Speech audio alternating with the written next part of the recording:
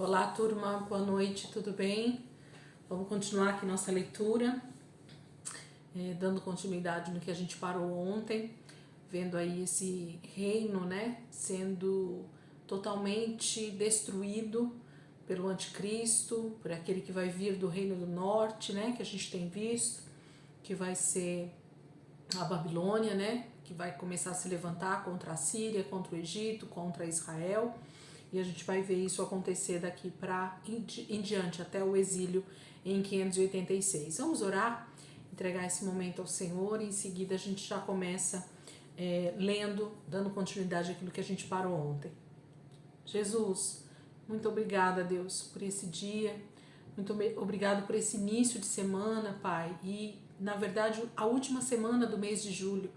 Nós nos alegramos, Pai, porque o Senhor tem nos levado adiante dia após dia, nos dando graça, nos dando saúde, nos levantando todos os dias debaixo da Tua poderosa mão.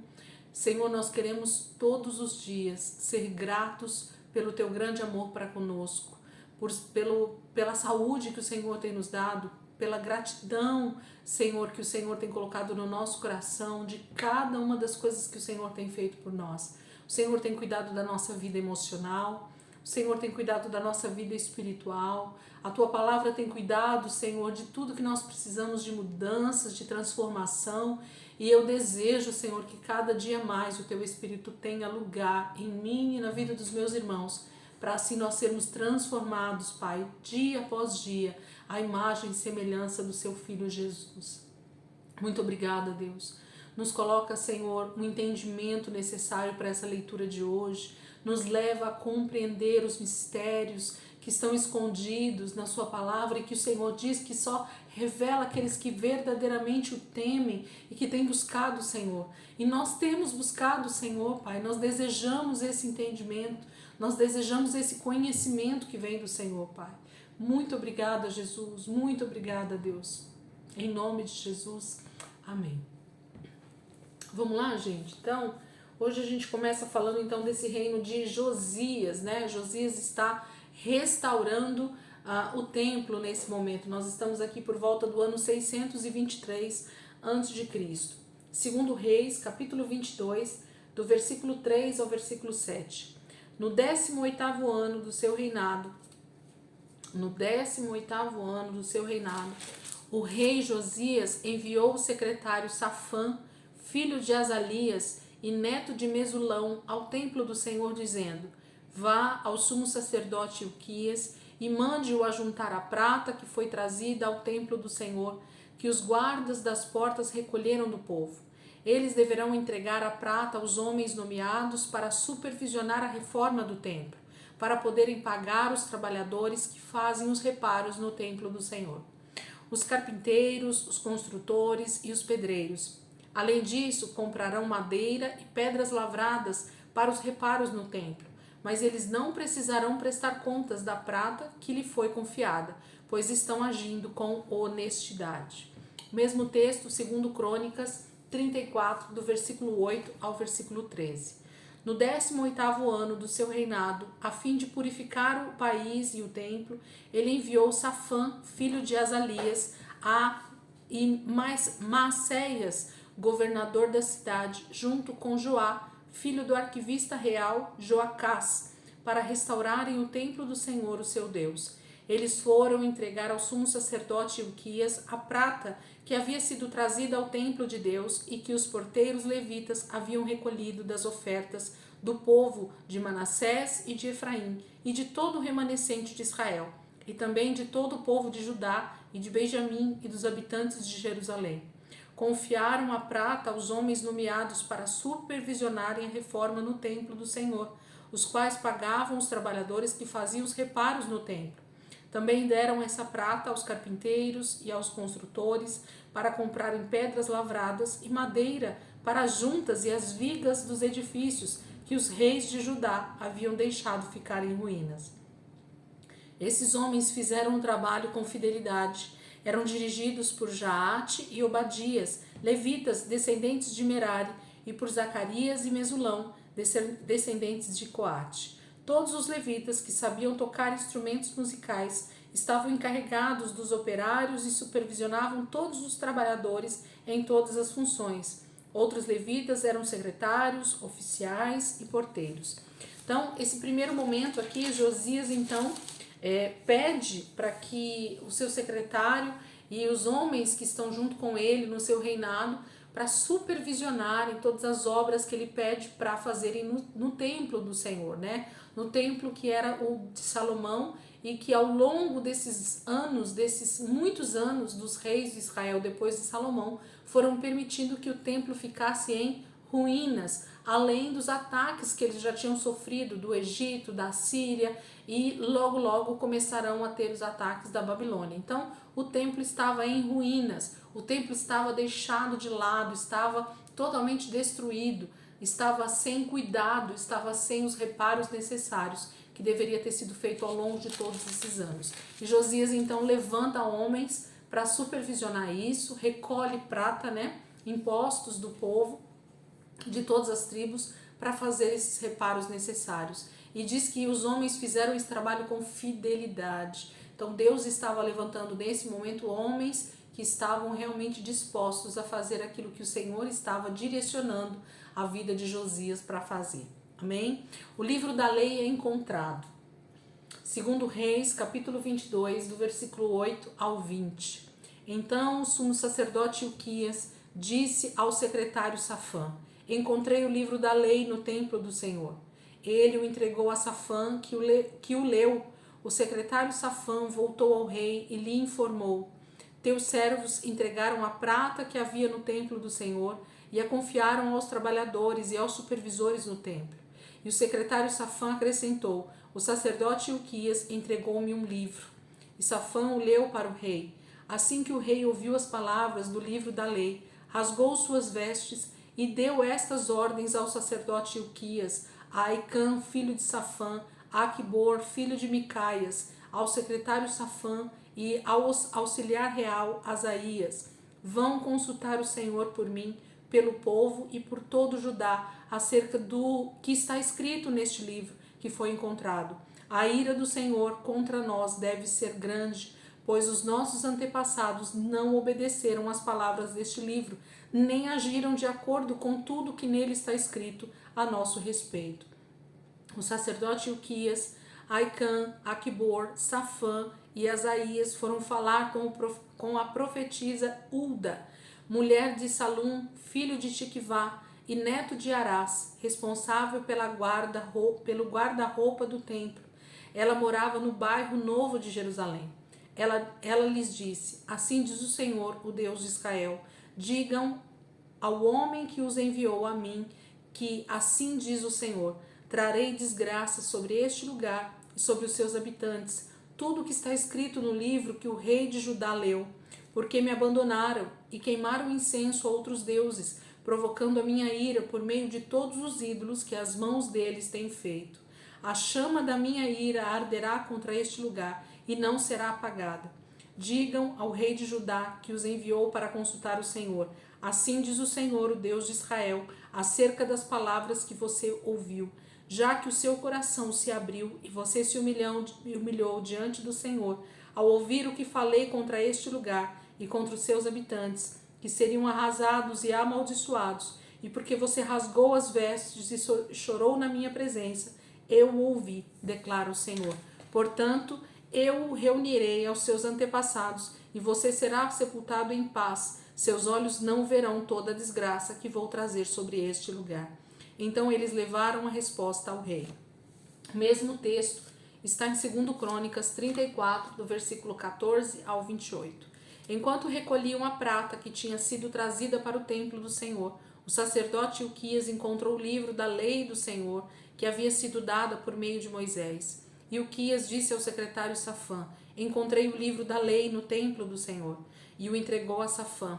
Então Safã levou o livro ao rei e lhe informou: teus servos estão fazendo tudo o que lhe foi ordenado.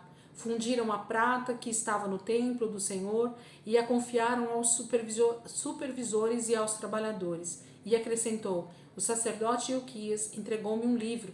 E Safã leu trechos do livro para o rei. Assim que o rei ouviu as palavras da lei, rasgou suas vestes e deu estas ordens a Ilquias, a Aicã, filho de Safã, a Abdom, filho de Mica, ao secretário Safã e ao auxiliar real Asaías: vão consultar o Senhor por mim e pelo remanescente de Israel e de Judá acerca do que está escrito neste livro que foi encontrado. A ira do Senhor contra nós deve ser grande, pois os nossos antepassados não obedeceram à palavra do Senhor e não agiram de acordo com tudo o que estava escrito neste livro. Ilquias e aqueles que o rei tinha enviado com ele foram falar com a profetisa Hulda, mulher de Salum, filho de Tocate e neto de Arás, e responsável pelo guarda-roupa do templo. Ela morava no bairro novo de Jerusalém. Hulda lhe disse: assim diz o Senhor, o Deus de Israel, digam ao homem que os enviou a mim. Assim diz o Senhor, eu vou trazer uma desgraça sobre este lugar e sobre os seus habitantes, todas as maldições escritas no livro que foi lido na presença do rei de Judá, porque me abandonaram e queimaram incenso a outros deuses, provocando a minha ira por meio de todos os ídolos que as mãos deles têm feito. Minha ira arderá contra este lugar e não será apagada. Digam ao rei de Judá que os enviou para consultar o Senhor. Assim diz o Senhor, o Deus de Israel, acerca das palavras que você ouviu, já que o seu coração se abriu e você se humilhou diante de Deus quando ouviu o que ele falou contra este lugar e contra os seus habitantes, e você se humilhou diante de mim, rasgou as suas vestes e chorou na minha presença, eu o ouvi, declara o Senhor. Portanto, eu reunirei aos seus antepassados, e você será sepultado em paz. Seus olhos não verão a desgraça que trarei sobre este lugar e sobre os seus habitantes. Então eles levaram a resposta a Josias. Gente, Josias é levado para ele, né, o livro da lei de Moisés, que é encontrado em meio aos escombros, em meio à destruição do templo, e Ilquias encontra esse livro. Imagine o quanto isso estava escondido, debaixo talvez de muita poeira, de muita pedra, de muitas coisas, e nesse meio dessa reconstrução, desses reparos que eles estavam fazendo no templo, o livro da lei de Moisés é encontrado. E então Ilquias com certeza ficou extremamente tocado com aquilo, né, de ter encontrado o livro da lei, e o leva então para Josias através de Safã. Ele leva isso até Josias. Safã lê esse livro para Josias e fala e mostra qual era a lei que deveria estar sendo respeitada em Israel e em Judá. E ele percebe que tudo que eles estão fazendo é totalmente contrário à palavra de Deus. Ele se humilha, ele rasga suas vestes, ele chora amargamente diante do Senhor, porque ele sabe que a ira de Deus virá sobre Israel e sobre Jerusalém. Então ele pede para que os homens ali, né, que são responsáveis pelo templo, orem por ele, pelo povo, para que Deus possa falar com eles, traga direção. E o Senhor diz que ele vai cumprir todas as promessas que ele tem falado a respeito de Israel e Judá. A destruição virá grande desgraça sobre toda aquela terra, porque eles rejeitaram o Senhor, porque eles abandonaram o Senhor. Mas como Josias havia se humilhado, rasgado as suas vestes, se arrependido, né, em favor dele mesmo e até do povo, o Senhor o guardaria de ver toda a destruição que Jerusalém vai ter. Então o Senhor está dando um decreto para a vida de Josias, de que ele morreria antes da destruição de Judá e de Jerusalém pela Babilônia. Então o Senhor dá um livramento, né, de guardar a vida de Josias, porque ele foi fiel ao Senhor, o Senhor vai guardá-lo. A leitura da lei. 2 Reis, capítulo 23, versículo 1, 2 e 3. Depois disso, o rei convocou todas as autoridades de Judá e de Jerusalém. Em seguida, o rei subiu ao templo do Senhor, acompanhado por todos os homens de Judá, todo o povo de Jerusalém, os sacerdotes e os profetas, todo o povo, dos mais simples aos mais importantes. Para todos, o rei leu em alta voz todas as palavras do livro da aliança que havia sido encontrado no templo do Senhor. O rei colocou-se junto à coluna real e, na presença do Senhor, fez uma aliança, comprometendo-se a seguir o Senhor e a obedecer de todo o coração e de toda a alma aos seus mandamentos, aos seus preceitos, aos seus decretos, confirmando assim as palavras da aliança escrita naquele livro. Então todo o povo se comprometeu com a aliança. Mesmo texto, 2 Crônicas 34, versículo 29, 30, 31 e 32. Em face disso, o rei convocou todas as autoridades de Judá e de Jerusalém. Depois subiu ao templo do Senhor acompanhado por todos os homens de Judá, todo o povo de Jerusalém, os sacerdotes e os levitas, todo o povo, dos mais simples aos mais importantes.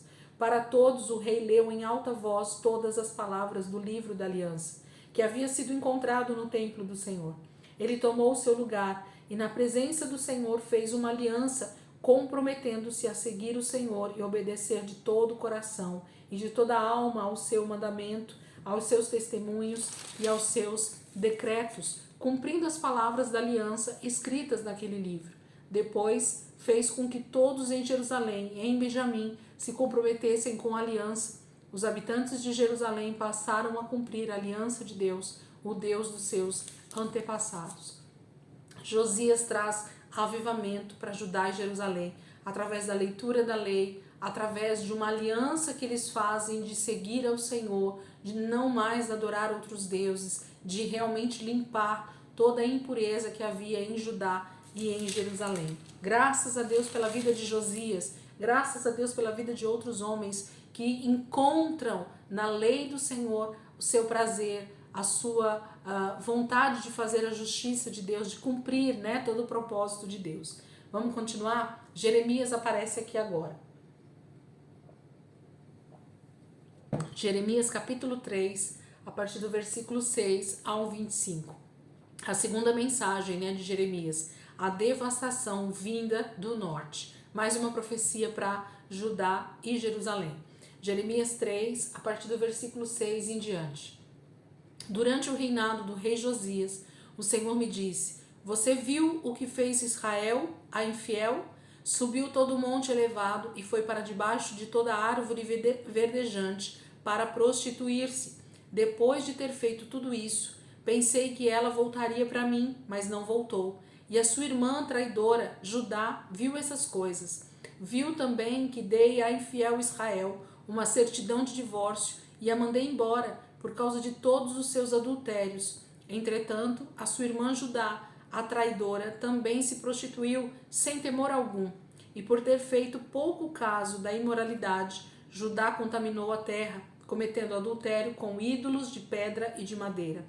Apesar de tudo isso, sua irmã Judá, a traidora, não voltou para mim de todo o coração, mas sim com fingimento, declara o Senhor.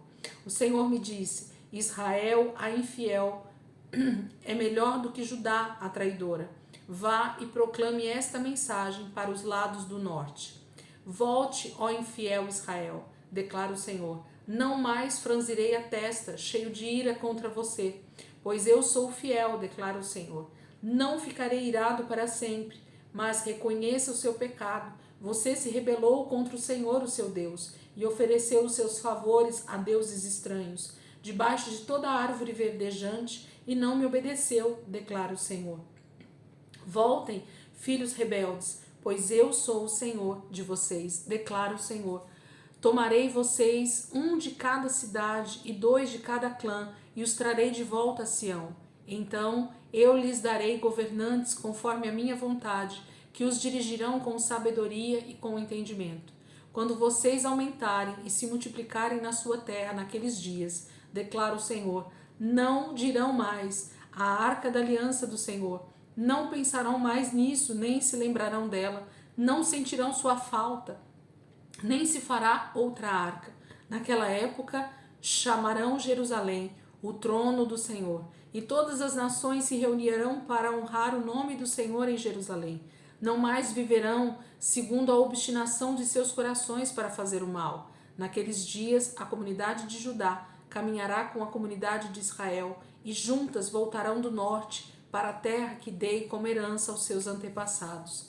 Eu mesmo disse: com que alegria eu a trataria como se tratam filhos, e lhe daria uma terra aprazível, a mais bela herança entre as nações. Pensei que você me chamaria de pai e que não deixaria de seguir-me, mas como a mulher que trai o marido, assim você tem sido infiel comigo, ó comunidade de Israel, declara o Senhor. Ouve-se um choro no campo, o pranto de súplica dos israelitas, porque perverteram os seus caminhos e esqueceram o Senhor, o seu Deus. Voltem, filhos rebeldes, eu os curarei da sua rebeldia. Sim, o povo responde, nós viremos a ti, pois tu és o Senhor, o nosso Deus. De fato, a agitação idólatra nas colinas e o murmúrio nos montes é um engano. No Senhor, no nosso Deus, está a salvação de Israel. Desde a nossa juventude, Baal, o Deus da vergonha, tem consumido o fruto do trabalho dos nossos antepassados, as ovelhas, os bois, os seus filhos e as suas filhas. Seja a vergonha a nossa cama e a desonra o nosso cobertor. Pecamos contra o Senhor, o nosso Deus, tanto nós como os nossos antepassados, desde a nossa juventude até o dia de hoje, e não temos obedecido ao Senhor, o nosso Deus. O Senhor chama Israel de infiel e Judá de traidora, porque na verdade Israel se corrompe totalmente debaixo de infidelidade por causa de Jeroboão primeiro, lembram? Né? Desde o momento em que o Reino do Norte se torna totalmente independente, sendo governado por Jeroboão I, eles se tornam totalmente desviados do Senhor, se tornam totalmente idólatras, eles se voltam para um templo que eles mesmos constroem, e daí por diante o Reino do Norte se torna totalmente desviado, né, do Senhor, totalmente fora dos princípios da palavra, e começam sim a oferecer sacrifícios a outros deuses. Então o Senhor os chama de infiéis. Mas Judá e Jerusalém se tornam traidores, porque eles estão no caminho, eles têm lá os reis vindos de Davi, que deveriam ter cumprido os preceitos, continuado com a lei do Senhor, mas em dados momentos da história que a gente viu, eles também traem o Senhor, eles também se voltam para outros deuses, como o Reino do Norte, eles também tentam, né, totalmente se desviar do Senhor, buscando outros deuses, trazendo Baal para o seu meio, se unindo, né? Lembra os casamentos que aconteceram de mulheres do Reino do Norte com reis do Reino do Sul? Então tudo isso traz com que Judá seja considerado um traidor, não só um prostituto, né? A terra de Judá também se prostitui, mas eles se tornam para o Senhor traidores, porque eles sabiam o Deus que eles tinham que adorar, e mesmo assim eles traíram o Senhor, começaram a adorar outros deuses. O Senhor está trazendo decreto, tanto sobre um quanto o outro, mas o Senhor traz uma palavra de voltem-se, vocês que são rebeldes, voltem, vocês que estão totalmente fora, né, dos princípios do Senhor, há tempo de voltar. O Senhor vai reunir o seu povo em arrependimento. Jeremias está profetizando. Jeremias capítulo 4, do versículo 1 ao 22, e depois a gente pula para o 27 até o 31. Se você voltar, ó Israel, volte para mim, diz o Senhor. Se você afastar para longe da minha vista os seus ídolos detestáveis e não se desviar, se você jurar pelo nome do Senhor com fidelidade, justiça e retidão, entre as nações serão por ele abençoadas e nele se gloriarão. Assim diz o Senhor ao povo de Judá e de Jerusalém. Lavrem seus campos não arados e não semeiem entre espinhos. Purifique-se para o Senhor, sejam fiéis à aliança, homens de Judá e habitantes de Jerusalém. Se não fizerem isso, a minha ira se acenderá e queimará como fogo por causa do mal que vocês fizeram. Queimará e ninguém conseguirá apagá-la.